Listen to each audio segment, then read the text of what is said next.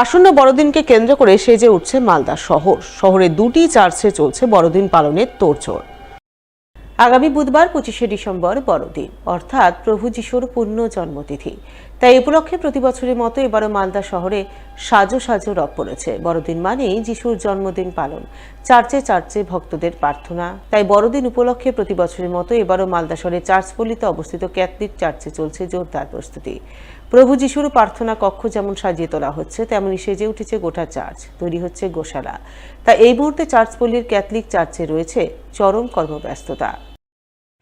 চলছে, ভালোই চলছে। আমরা গতকাল থেকে শুরু করেছি, এবার একটু দেরি হয়ে গেছে, তবে যাই হোক ভালোই চলছে। মানে পেছনে গোশালা ঘর তৈরি হচ্ছে, তারপরে অনেক কিছু থাকবে এবার দেখার জন্য।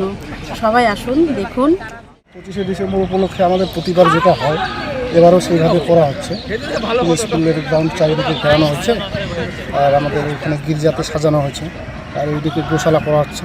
যেটা গির্জা ছিল ওটা ওর পরিবর্তে আমাদের স্কুলে একটা হল ঘরে করা হয়েছে, ওইখানেই সব রকম সাজানো প্রথমে আমাদের যেটা হয় যে প্রথমেই গির্জা হয়, গির্জা করার পর এখানে নানা রকম প্রোগ্রামগুলো আছে, গ্রুপের নানা রকম কালচারের যেসব প্রোগ্রামগুলো হয় আর কি, সেই মর্নিং থেকে সারাদিনই চলে, মোটামুটি রাত 11:30-12টা পর্যন্ত চলে। বড়দিন মানে কেক, তাই বড়দিন উপলক্ষে মালদা ছোট বড় সমস্ত বেকারিতে এখন কেক বিক্রির ধুম পড়েছে। বিভিন্ন স্বাদে বিভিন্ন দামের কেক বিকোচ্ছে হু হু করে।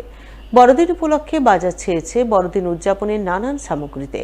ক্রিসমাস টুপি, Christmas tree, jingle bell, Santa Claus ইত্যাদি রকমারি সোমবারের পসরা সাজিয়ে বসেছেন দোকানিরা।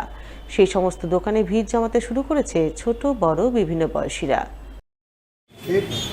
আর মামলায় যে বিখ্যাত আম, তারপর গেস্ট করে একটা কেক করা হয়েছে, আমের কেক, ম্যাঙ্গো খুব জনপ্রিয় কেক দুটো হয়েছে।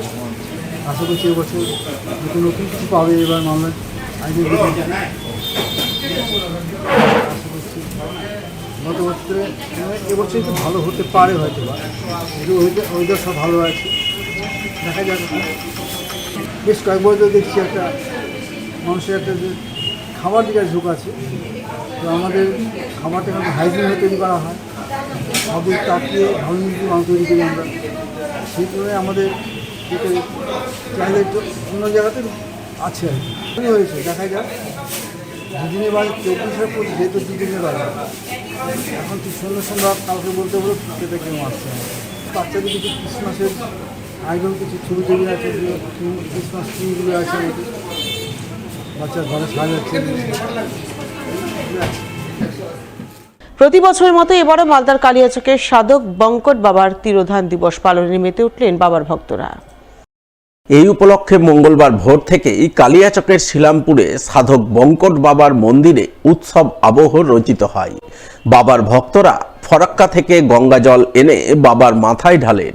মন্দির কমিটির এক সদস্য জানান, এবছর সাধক বঙ্কট বাবার 127তম তিরোধান দিবস। প্রতি বছরের মতো এবারও ভক্তরা ফরাক্কা গঙ্গাঘাট থেকে জল এনে আজ দিনভর বাবার মাথায় ঢালবেন।